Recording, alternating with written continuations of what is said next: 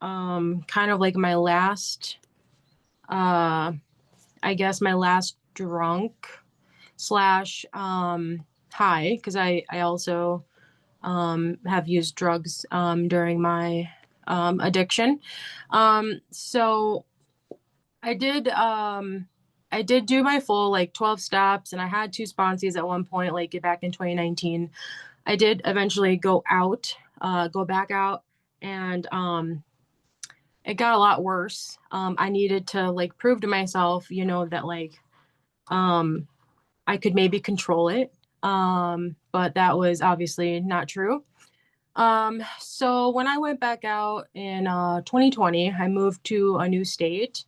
Um, I had my own apartment. I had a really great job. I was kind of controlling my drinking at that point in time. Um, and I moved to this town where like I only knew one person, and they were like my childhood friend from like middle school. So just fast forward, the drinking got worse. It got really bad. I was driving and I had bald tires and I missed my turn, and there was this really sharp curve in Wisconsin. Um, that I was drinking and I was doing Adderall too. I was on my way to pick up my friend. She asked me to like pick her up somewhere. So I like slid off the road and I hit a tree trunk. Um, I I'm not sure why I walked away from that. Um, but that should have been an eye opener for me. It wasn't. I called her and her friend came and pulled my car out of like the ditch so that the cops wouldn't come by or anything. And then I was obviously an emotional wreck, right? Because my car is now totally messed up and it's like leaking radiating fluid. It was completely just messed up on the front end, but I walked away with like no scratches. I was wearing my seatbelt, thank God.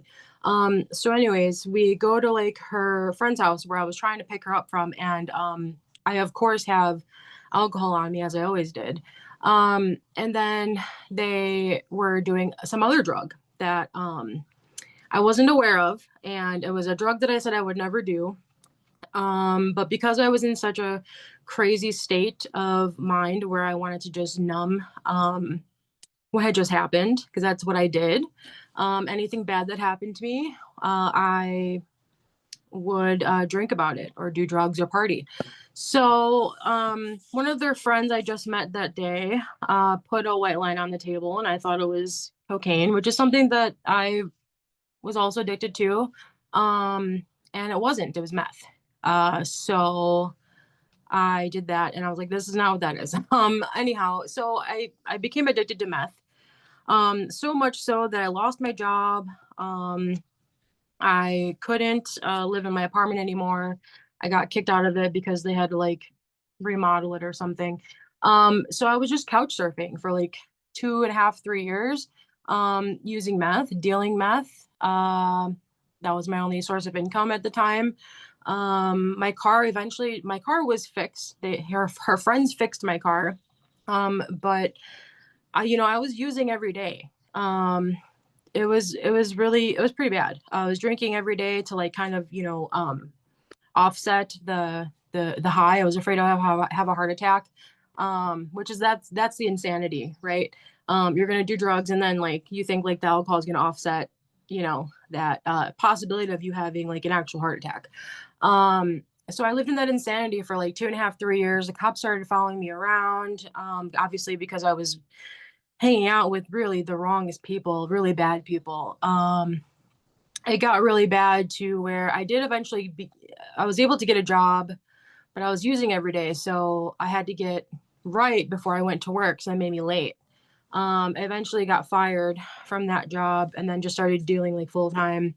Again, with the insanity, like that was my job. So I wanted to do it really well. Like I was like the best dealer, right? I would be like on time, and like this is the insanity also that I was living in, because this was like all I had at the time.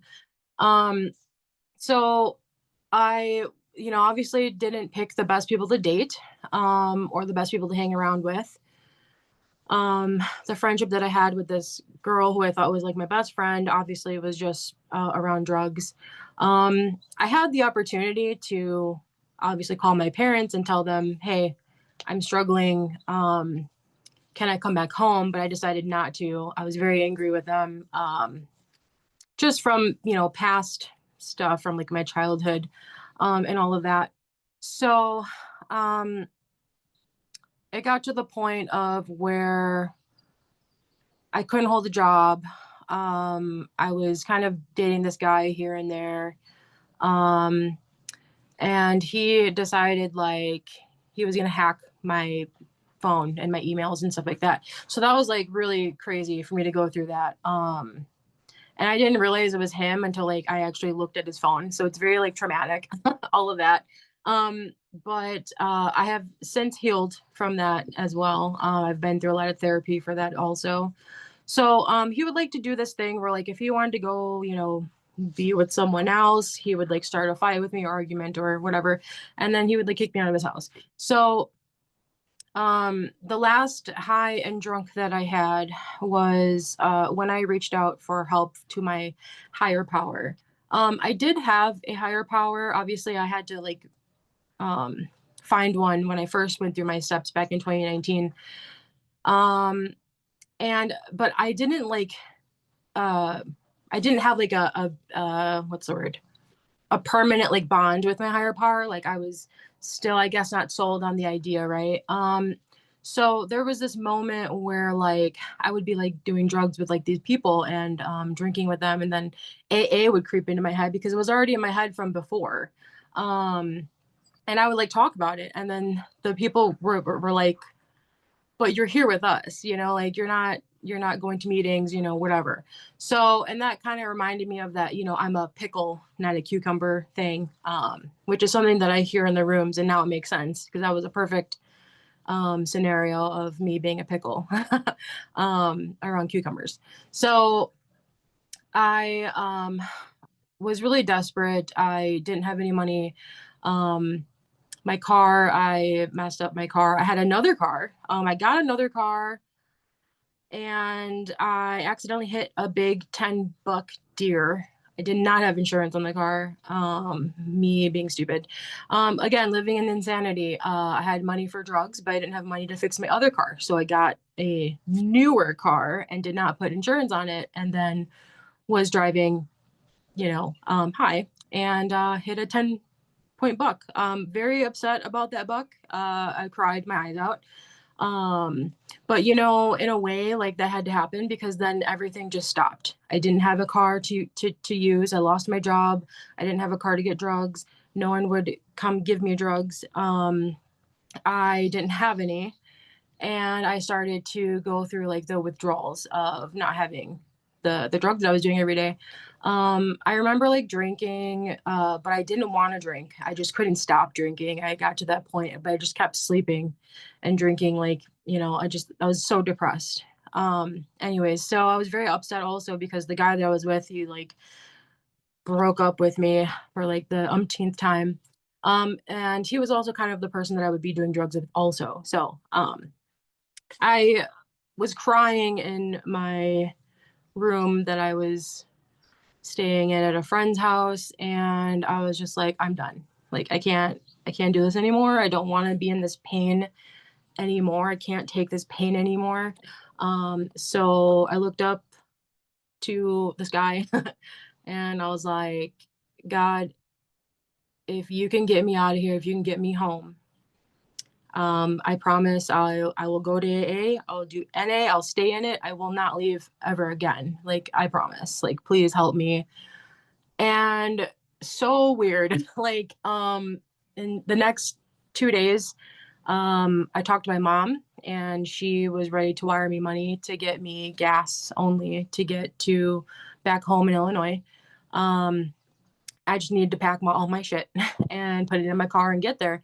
But let me see, my car, the one that was not totaled, the other one, needed like a CV axle replaced. So this guy who was a friend, kind of, he Facebook messaged me and he's like, hey, I just want to apologize for the things that I said like a month ago, whatever. He's like, if you need me to fix your car, I'll do it. And I was like, I don't have any cash for you. I just have the part. And he's like, all right, no worries. I did not tell him at this time that I would be leaving. But this is just how God shows up for me. I asked for help, and within 2 or 3 days, everything was in motion. What I struggled with was packing all of my things. That was hard to do, especially because I was going through withdrawals, and I needed it to function. I mean, I did it all day, every day. So I begged the girl that was living next to me for like a little bit, just so I can start doing, everything I need to do, like pack all my stuff and whatever. So the last time I used meth was December, Christmas Eve, basically Christmas Eve of 2022. And I drove 4 hours back home. I got here on Christmas Eve, and my parents were very happy to see me. I had lost probably about 120 pounds because I wasn't eating. I was just doing drugs all the time. And I vowed myself that I would, stick to what I said I was going to do. I made a pact with my higher power. So my sobriety date is actually January 5th, 2023, as you can see. I did have some alcohol left on my person when I got to my parents' house. I drank, and the last time I drank was January 4th. So I kind of have two sobriety dates, if you will. So I went through intense IOP. That really saved my life. All of the counselors there, the one in DuPage County, I went to that one in Wheaton. They are so great there. They have a respite area. I went to the respite. I went to the IOP, started doing classes there, had lots of counseling. I got a sponsor, started doing my sub work. I really focused this time around on doing service and fellowship, which is something I never did my first time doing my step work, which made a big improvement on my sobriety journey this time around. I feel more uh, embedded into my sobriety, if that makes any sense. Of course, I am a addict and alcoholic, so I obsess about other things now that I can't drink or do drugs, right? Um, and I overdo things. I can't moderate. So I did a lot of service work, like so much service work to the point of where I made my service work my entire program. Which at first worked pretty well because like I was, 3 months sober and I was getting that itch, right? And then I heard about this YPAA thing. And I'm like, what the hell's that? Young people in AA. And at this point, I didn't know any other people that were like my age. And I never knew of people around my age either, my first time around too. So this was really enticing for me. And I was like itching to get a part of any type of service work besides like chairing a meeting or like, doing a business meeting for other meetings. I just found that very soul sucking to me. Not very fun. So I joined this bid called ASCYPAA. And we started off with like 8 people I did not know. We started holding events, like sober events for, people like me, young in sobriety that want to have fun. We did really good our first bid year. I was working on my steps still during that time as well. I'm still working on my step 4. I have not finished it. I have like 5 people left that I need to pull apart. And by God, I'm going to do that in the next, 5 days, hopefully, because I need to get over it. But anyways, going back to what I was saying before, I made the bid my whole program, which is not the healthiest thing to do. So I have since realized this, and I was on the bid. We got granted host to become the bidding host of ISCYPAA, which is Illinois State Conference of Young People in AA. I volunteered to be the outreach chair. I have since stepped back from that responsibility only because I need to focus back on my step work, and I need to finish my step 4. So, but in moderation, everything needs to be in moderation. Sugar, food, junk food. I still have not cracked that code yet. But I would definitely suggest anyone to like get involved in some YPAA around them. It really saved my sobriety. I freaking loved it. And again, I have nothing against like anything YPAA or the bid or anything. I love them all. They're my family. I know that they're there for me whenever. That's the beauty about, meeting them and like joining the group and making those bonds in friendship. If I need to call them or if I need anything, I know that they're there. They understand that I need to work on my program. So yeah, my life is, I mean, I'm pretty happy. I'm not happy every day, right? I get crabby sometimes and I have to remember halt. I learned that that's very important for me. Hungry, angry, lonely, tired. You know what I mean? I gotta really check myself and ask those things sometimes when I'm like crabby working with a patient at work, or if I'm crabby that like um just little things like it's raining, it's gloomy outside, you know what I mean? Like that can affect me in a way where it's like I have no control over that. You know what I mean? Right. The other day I took out the garbage and it was leaking, and then I put my hands in some coffee grounds and I'm just like, oh my God, like what the heck's going on, But like all in all, like these things are happening for me, not to me. That's also something else that I had to learn throughout like my counseling and therapy, which I really needed. And I'm super grateful that I had the chance to do that as well. Um, and as of right now, I'm finishing up school, something I thought I would never go back to. Because I was drinking and doing drugs. And thank God, I get to have grants. So it's like the government's paying for my schooling. I'll be done next summer. And I'm just really looking forward to the rest of my life in sobriety, which is something that I try to take my life for in the past because I thought, I didn't want to live a life with just constantly doing drugs and alcohol, but I didn't know how to live without it. And I found other things to fill that void, if you will. And I'm loving sobriety. I'm definitely glad that I reached out for help in that moment. And my God shows up for me sometimes in ways I don't expect, sometimes in ways that I don't see. So I'm grateful for my sponsor to point those things out to me as well.